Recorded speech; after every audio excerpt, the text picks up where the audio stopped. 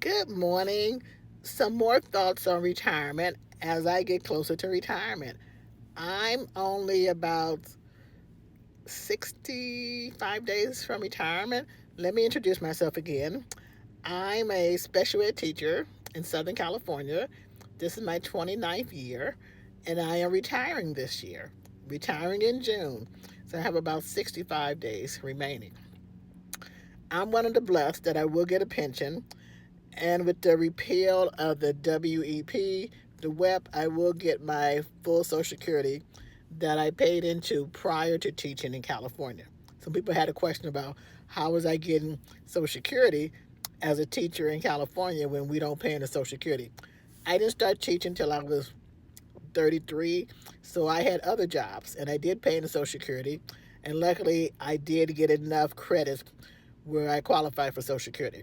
So I will get that. It's not a lot, probably about $900 a month. But I'm very thankful because prior to the repeal of WEP, instead of 900, I would have gotten $300. So that, along with my Social Security and my retirement accounts, I should be in good shape. Now I've gotten people want to know how much do they need to retire. I think I've said this previously, but let's go over this again.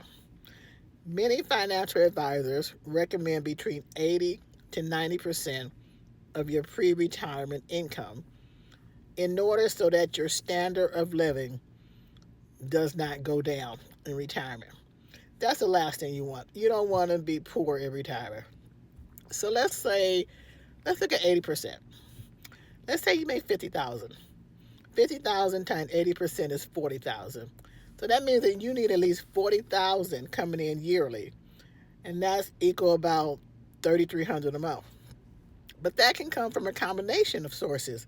That can come from pension, Social Security, that can come from retirement accounts, that can come from personal savings. Maybe some of you guys have rental property, and that can also come for maybe working part time.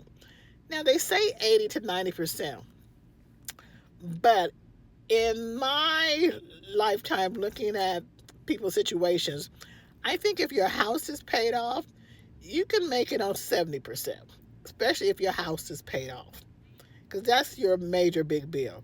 If your house is paid off, I think you can go down to 70%. Only you can make the judgment.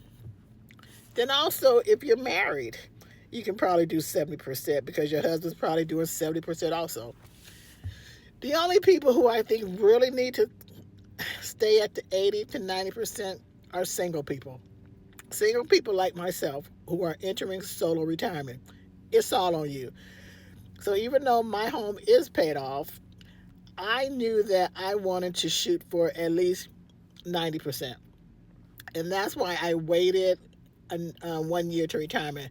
I had thought about retiring last year, 2025, but I decided to go ahead and wait till 2026 at 62 to retire, just to make sure that everything was okay. So once again, most financial advisors recommend between 80 to 90%. However, if your home is paid off, you can probably make it on 70 to 75%. It's up to you. But also, you want to try and pay off as much debt as you can.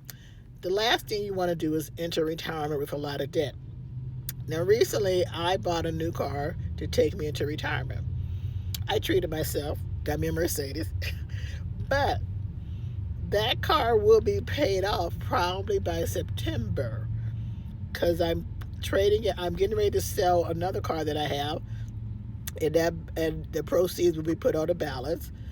I've been socking payments. I've been paying like 3 times the actual payment. So I know that my goal is to pay it off by September. If not pay it off, I would probably owe less than 10,000, which is fine. So your goal should be to pay off as much debt as you can. Okay? But once again, financial advisors recommend between 80 to 90%. If you're making 50,000 and your goal is 90%, you need to bring in at least 45,000. So look at your income that you're going to get in retirement, and then look at your debt. If your debt is very little, once again, especially if your house is paid off, you can probably make it on 70 to 75%. Okay? Take care, everybody, and have a great day. Bye bye.